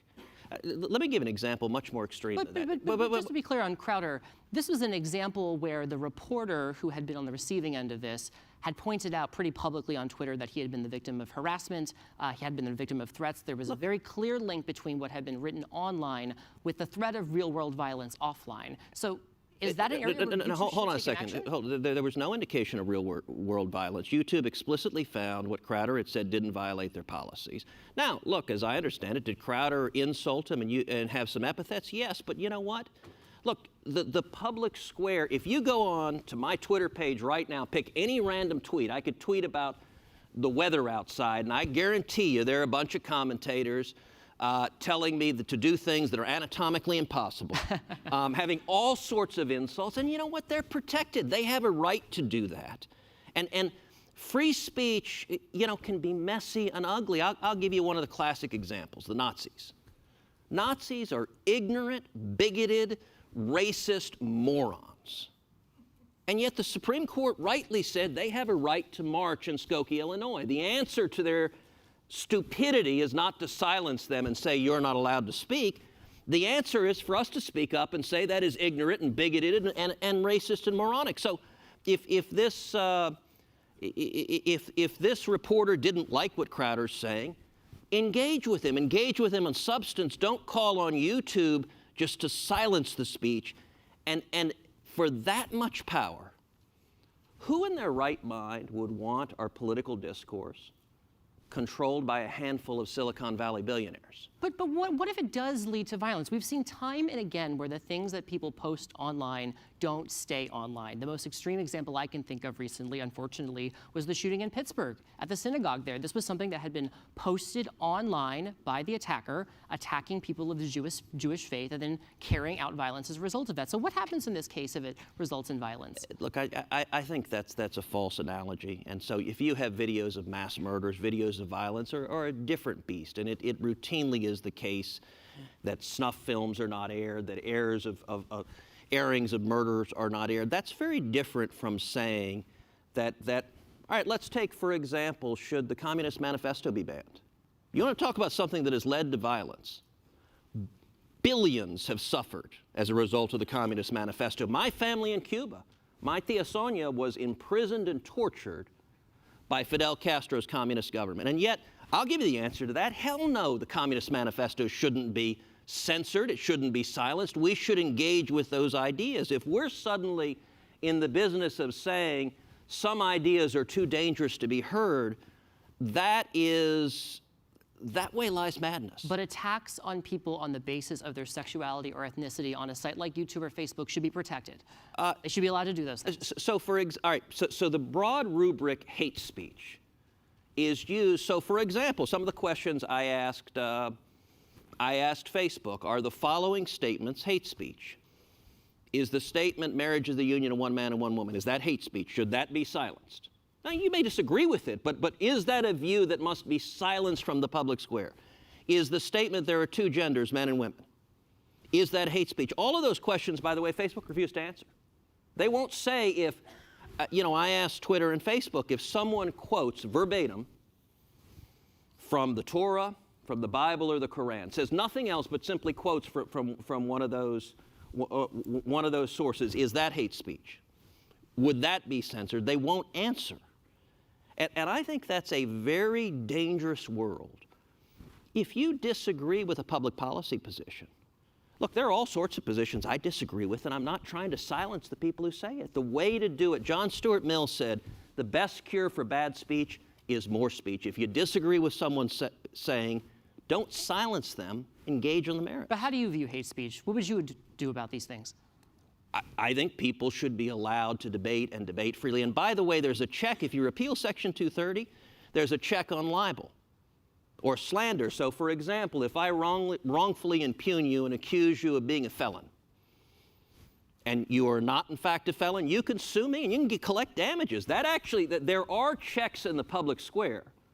What prevents the Washington Post from any given day publishing views that are not just, we have a liability system. What's different about big tech, though, is that it's invisible. So nobody knows, for example, what's even more dangerous. So we have examples of blocking.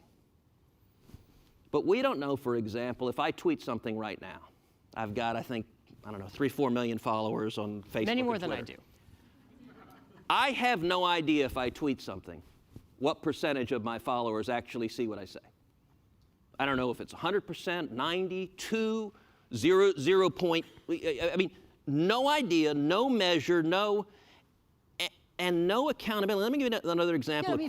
Folks understand the black box argument. What I'm trying to get at is where the line should be. At what point can a company step in and say something that somebody has posted, a video, a tweet, otherwise, is causing or threatens to cause them harm? They can take that sort of thing down, and they won't take a whole lot of political heat for having done so. The beauty of it is we have a common law system that has existed for years, so a direct threat of violence can be called down. If somebody calls, go assault so-and-so, go murder so-and-so, that can be criminal conduct. That's different from an insult. So unless it's criminal, you think it should stay up online? I think we should, number one, err in favor of free speech. But I think, number two, there should be transparency. Let me give you another example. Here are questions Facebook and Twitter refused to answer. I asked, what was the average ad rate Facebook charged the Romney campaign in 2012 and the Obama campaign in 2012? As far as I know, nobody knows the answer to that. Now, if they were roughly comparable, okay. Would it trouble anyone if the Romney campaign were charged twice as much, 3 times as much, 10 times as much?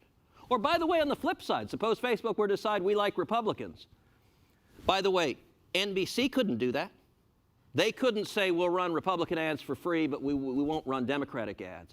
There's absolutely zero accountability on the political bias of these companies, and they simply say, trust us. And even if you agree with their politics, that kind of unchecked power should trouble you. Yeah, speaking of the election, let's actually turn to something that happened, another thing that happened a few weeks ago, which is this fake video of Speaker Pelosi that had circulated online. For those who maybe missed the story, this was a very heavily doctored video of the speaker that was slowed down to make her look like she was inebriated when she was speaking. And so it proliferated, some sites took it down, Facebook ultimately chose to leave it up. Should they have left it up? Look, at the end of the day, I don't know. As I understand it, there was some private citizen who did this, who had his identity revealed by reporters, and he was subject to a lot of harassment. Listen, at the end of the day, free speech is messy. I mean, the attacks. All right. But you don't know if the video should have been taken down. Look, if something is fraudulent, I think that is a valid basis for taking something down. If it is deliberate fraud and it's not clearly satire. Yeah. But there's a difference between fraud and not liking what's being said. And there's a great deal of subjective decision making with no transparency in terms of what's happening. To your point about fraud and knowing things are falsehoods and taking them down, how then do you address something like Alex Jones? This is somebody who very publicly was posting conspiracy theories about quite a good number of things, including the shooting at Sandy Hook. At times it appeared like you had been defending his ability to say that. So let's just start with the basics. What are your thoughts on Alex Jones? Should he have been able to continue to do these things online? I think Alex Jones is a nut. I don't listen to the guy. I don't know what he has to say. But I also don't like that a handful of Silicon Valley billionaires suddenly decided this voice shall be silenced. We, the Star Chamber, have spoken, and his listeners have no right to hear him. Now, part of the reason I spoke out in support of Alex Jones is because he's been a son of a bitch to me. The guy goes on air and routinely accuses my father of killing John F. Kennedy. For the record, he didn't do it, but my dad did take out Jimmy Hoffa. I apologize for that. Look, to be honest, I don't like crackpots that accuse my father of murder. That's why I defended his First Amendment rights. Because the First Amendment is about letting people speak and letting the marketplace of ideas decide. It's precisely because I was defending someone who comes after me to illustrate this is not about my particular policy views being favored. This is about and it used to be, by the way, journalists used to be vigorous in protecting free speech. It's really striking. How many journalists are perfectly fine with the massive power big tech has to censor views? And it may be because the views they're suppressing journalists disagree with. So if they're suppressing pro-life views, look, most journalists are not pro-life, so what skin is it off my nose? Well, I think that's a very dangerous power to hand over if you suddenly have 2 or 3 billionaires deciding what speech is allowed, what speech is not, and it's all invisible. But Senator, this was an example of somebody who has a very large following that had been enabled in some ways by the social media platforms that later banned him to spread those falsehoods. You don't think that those companies have a responsibility to sort of limit the spread of that if they can? Well, look, I will note, by the way, because I guess as I understand it, he has a radio show, he's facing slander and libel litigation. And so you do have a legal system. If he's spreading slanders and libels, look, in my instance, he certainly is in my instance, but and I will confess, my father contemplated filing a lawsuit, but I told him, the old line, never roll around in the mud with a pig because you'll get covered in mud and the pig likes it. Right. That, frankly, was my advice to my dad. Just don't mess with this guy. But we do have a legal system that provides a remedy for that. And the one group that is magically immune from that are the big tech companies. I guess the question I'm getting at, though, is that we find ourselves in a situation in which experts and other lawmakers fear that social media has just become this ecosystem for falsehoods. And you have people like Alex Jones who occasionally use those channels to spread some of those falsehoods. The companies then go to take action against that, and then they're criticized for having done so. So how do we address that? But the action seems to be consistently patterned on one side. For example, YouTube demonetized my old law professor, Alan Dershowitz, hardly a man of the right, for a video he did on Israel, and they decided to demonetize him because they disagreed with it. Who the hell are they to be deciding the right way to resolve these issues is through the forum of public debate. That's the right way that respects the right of the people. And look, some old school journalistic rules, there are checks if any one newspaper or any one station gets too extreme. There are a bunch of other stations. What is dangerous about these social media companies is they are in many respects monopolies. So that Twitter and Facebook are where people get their political news, and that there's not really another viable alternative for a great many people. They have monopoly powers. The Washington Post and New York Times have never imagined having YouTube.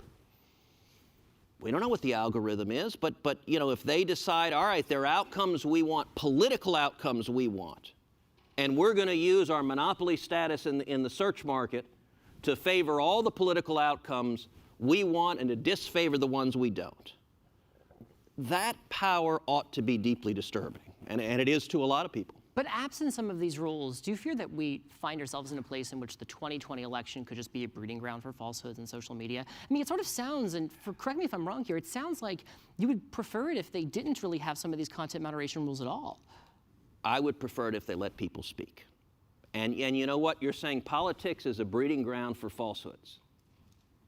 Now there's news. Well, I'm saying social media is a breeding ground for falsehoods. Go back and read the political campaigns we had of our first few presidents, the founding fathers, the aspersions. Look, politics has always been, a tough business. There's the old line, it ain't beanbag. And the answer is not to suddenly sanitize it and say, no, don't criticize, don't say things we don't like.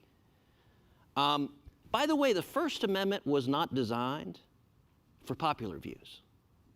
Popular views, whatever's popular, doesn't need the First Amendment because you've got popular support. The First Amendment was designed for unpopular views. And unpopular views sometimes are wrong, sometimes are right, but how do you want to answer that? Do you want a handful of billionaires making those decisions, or do you want the public square debates, the merits, the ideas making those, and even scurrilous lies? The best way to respond to scurrilous lies is address them and shine light on them. Don't simply try to silence anything you disagree. But we've never had a moment in time like now, right, where somebody can post one tweet on Twitter and that thing can go viral and it could occupy conversation for weeks to follow, right? And I guess the question I'm trying to get at is, with the power and the reach of social media, what rules should there be in place at all? It just feels to me like you don't think that there should be any sorts of guardrails on these companies, within the companies with respect to like the rules that they apply to what should be allowed and what shouldn't be. Look, Congress shall make no law abridging the freedom. But we're talking about the companies, not Congress. I understand Congress. But hold on, the First Amendment means something. And by the way, most of the world doesn't embrace the First Amendment. What we have in the United States is wonderful and special and unique. That the government doesn't engage, it doesn't engage in prior restraint, it doesn't engage in censorship, even obnoxious anti-government views. A whole lot of the world, you go to China and try to explain the oppression of the communist government. You go to China and talk about the Dalai Lama. See what happens there. Much of the globe you are not allowed to express dissenting views. And you know, even your example, gosh, we live in a world where one person can send a tweet and can ricochet around the world. Wonderful. What a wonderful democratization of views. By the way, we've seen revolutions fueled by that. As protesters send around tweets, what's one of the first things that tyrannies try to do if they have the people engaging in unrest, whether it is Iran, whether it is China or elsewhere, is silence social media. Don't let them speak. You know, we've got 7 billion people on planet Earth. Let all 7 billion speak. Right, but we've also seen social media be used for genocide in Myanmar. We've seen social media become weaponized by Russian agents who want to spread disinformation during the 2016 election. It just sort of feels like these companies don't have those guardrails in place, and they aren't the ones enforcing them, that we're asking for some of these bad things to happen. Look, when you're dealing with outright fraud by nation states and governments, I think that you can certainly take steps to deal with that. Fraudulent accounts of people who don't exist. But many of these examples that we've looked at are real people we know exist. They're expressing views. They just don't happen to be the politically favored views by the censors. A lot of this debate is red herrings. Well, what about What about the Russians? You know what? What about Americans who we know are Americans who are expressing views? We should not be silencing the views of Americans who are expressing their thoughts. Let's talk a little bit about the regulatory side of things. You had mentioned antitrust a little bit.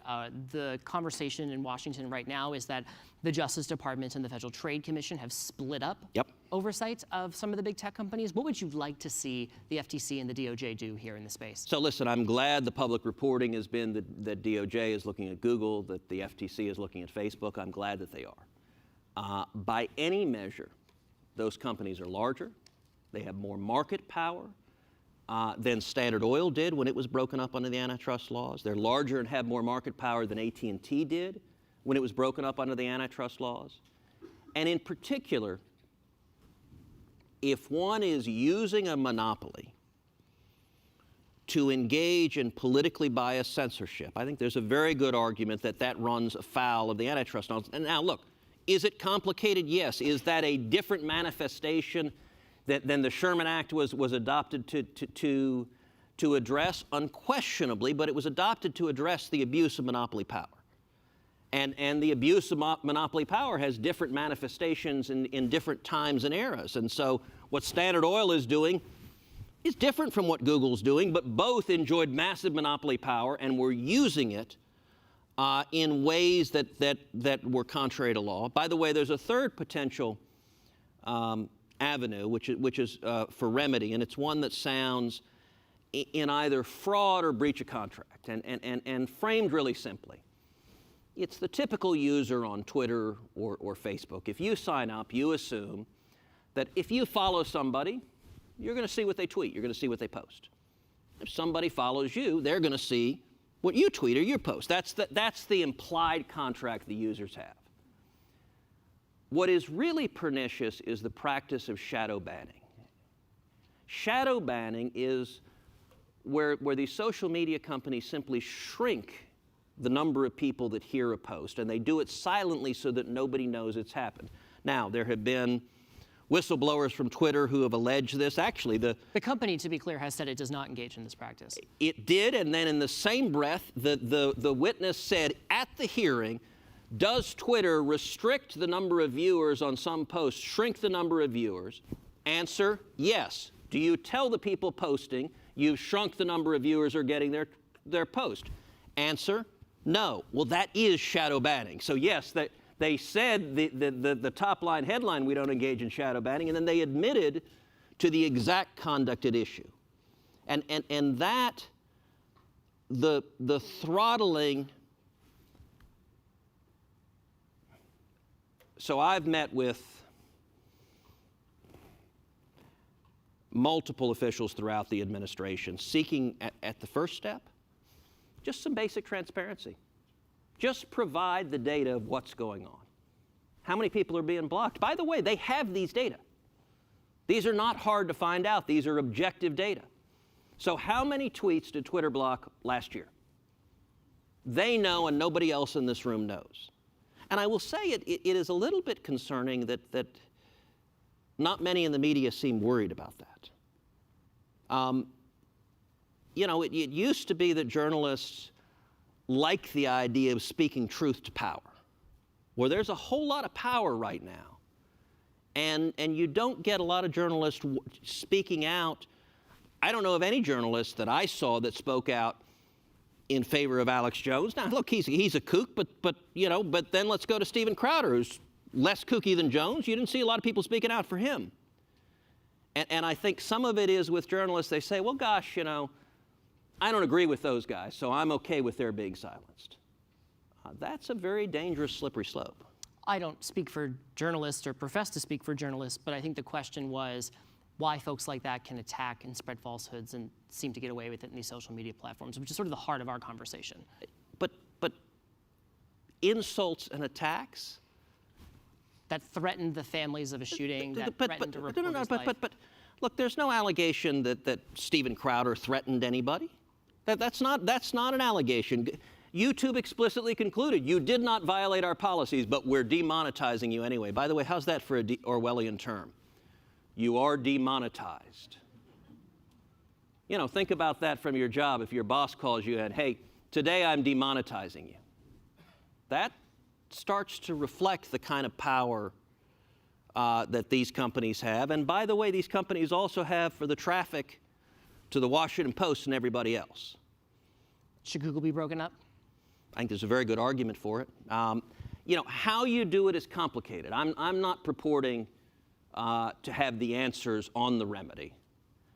I am saying this is a serious problem, and we should understand just how widespread it is. And so the first step, you know, look, I would encourage folks who are interested, take a look at the questions that I asked Facebook. I mean, it was over 600 questions that were detailed questions about how many people have you blocked, in what circumstances do you block, which statements are deemed objectionable, and they don't answer it, which means there are no objective standards other than just unchecked and unregulated power. You talked a little bit about Section 230. How do you plan to proceed on Section 230? Look, the next step is we're going to be shortly holding a hearing on Google. I expect that to be the next step. And then we'll move forward. I think there are a number of legislators. I've had conversations with a number of senators, both Republican and Democrat, who are concerned about this and who are looking at different levers to address political censorship. And so I expect to continue working creatively to address it. To talk a little bit about, you know, abroad, sorry, they're talking to my ear. Abroad, there have been lots of countries that have looked to regulate not so much speech, but the way that the companies deal with that speech. After the Christchurch shooting, for example, in New Zealand, we saw a number of countries consider whether to impose fines or things on companies that don't take down troubling, alarmist, violent falsehoods, things of that sort fast enough. Should the U.S. consider such a thing? No, we shouldn't have the government. Look, there are lots of countries that have a long tradition antithetical to the First Amendment. We shouldn't have the government silencing views. The right response to hate speech is responding with truth. You take another example, the Klan. The Klan and white supremacists are idiots. Now, I have to point out some of that. I remember, I don't know, there's some Klan moron or something that was saying something, and I said so pretty loudly, and I remember there was one, I think it was a New York Times reporter, who said, both Marco Rubio and I both criticized whoever this, I forget the circumstances, but it was some Klan something or other. And this New York Times reporter said, Cruz and Rubio are positioning for the 2020 campaign. And I couldn't help but tweet back, and I said, yeah, it's got to be political positioning because, you know, the Klan has such love for Cuban Americans. You know, the response to bigotry and hatred is not silencing it, is not treating it. That's a response of weakness. That's a response of fear. The response to it is speaking the truth to it. But that stuff often tends to drown out the truth that you're talking about. Does it? It appears to be the case on social media. Do you not So think it's your view the Klan is drowning out the truth in America today? That's not what I said, Senator. You said those views tend to drown out the truth. No, the Klan's views are idiotic, and I think the overwhelming supermajority of Americans recognize that. That's an example of stupid, bigoted views being responded to with truth and being repudiated. But you think good speech will always win out in the absence of strong rules by these social media? I think it is the best check, and I trust it more than I trust authoritarian power brokers, whether it is the government censoring or a handful of Silicon Valley billionaires. Look, no system is perfect, but the marketplace of ideas, the ability to contest ideas, is much better than, you know, Winston Churchill famously said, democracy is the worst form of government known to man, except for every other. The same is true on free speech. Look, free speech is not perfect. Some bad things will get said, but it's much better than empowering anybody to be a dictator over what's allowed to be spoken. On that note, we'll have to wrap, Senator. We can go for another hour or so, but I'm afraid that's all the time we have. Thanks so much to everybody for coming and for joining our third annual Free to State program. For those here to watch the full playback and for highlights, you can visit wapo.com/postlive and follow the @postlive account on Twitter to stay up to date on future events. Again, thanks everybody for coming. Thanks again, Senator. We'll talk soon. Appreciate it.